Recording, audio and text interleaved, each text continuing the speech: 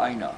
I'm Ehukekahu Cardwell with the Kiwani Foundation, right here on Free Hawaii TV, a part of the Free Hawaii Broadcasting Network.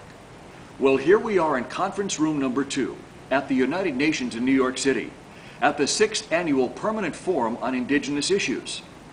This segment of Free Hawaii TV may very well be the most important and significant one we've brought to you yet, and here's why.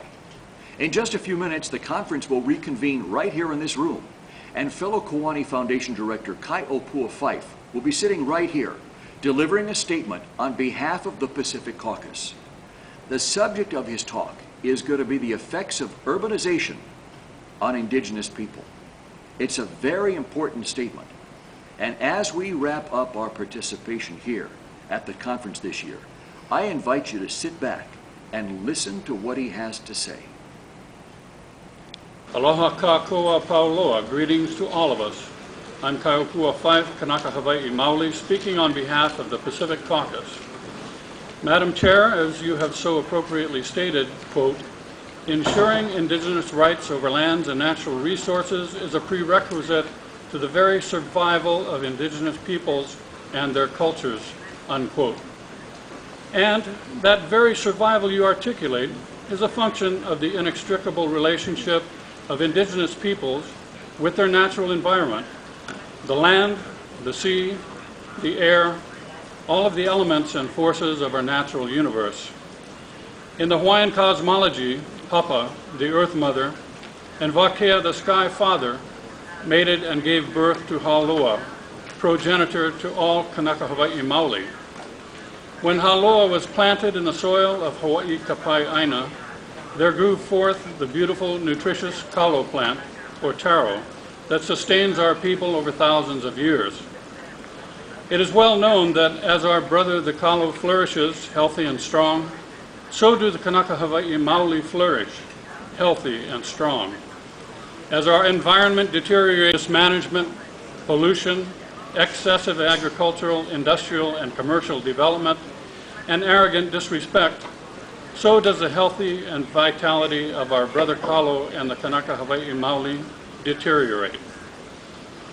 This is where our environment and we, the Indigenous people of the Pacific Caucus and beyond, are today, in a state of spiraling deterioration due to negligence, mismanagement, pollution, excessive agricultural, industrial, and commercial development, and arrogant disrespect at the hands of our dominant colonizers and occupiers.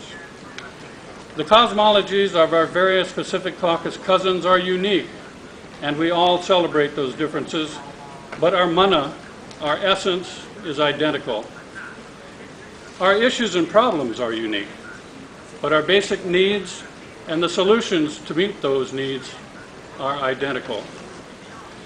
In Australia, our Indigenous cousins are currently facing their government's commitments to harness the mainstream public services such as health, housing, education, and employment at the expense of Indigenous specific services in both urban centers and remote areas of the country.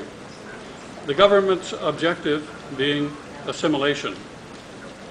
In Aotearoa, our cousins are currently dealing with court-ordered forced relocations of at-risk dysfunctional Maori from urban centers to remote tribal lands other than their own.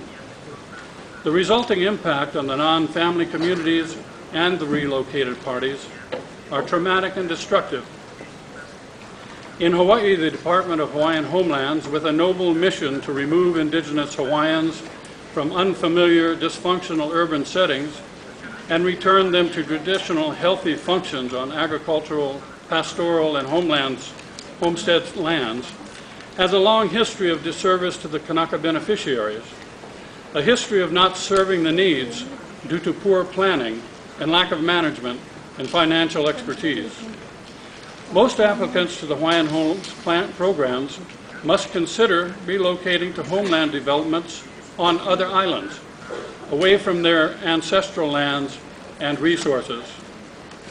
Madam Chair, in keeping with the letter and spirit of the Declaration on the Rights of Indigenous People, as recommended by the Human Rights Council, in essence Articles 8 and 10 regarding forced assimilation and destruction of culture and forcible removal from lands and territories, respectively, we, the Pacific Caucus, recommend that 1. The Permanent Forum requests that a special rapporteur undertake a study on the issues related to the urbanization and migration of indigenous peoples, paying particular attention to their abilities to enjoy their cultural, economical, social, and political rights, and that this study be considered at the 7th session of the Permanent Forum, and 2, that the Permanent Forum strongly encourage the UN General Assembly to adopt without amendment or delay the Declaration on the Rights of Indigenous Peoples, rejecting the inappropriate alternative text proposed by the African group. Mahalo nui once again. Thank you very much for your attention, Madam Chair.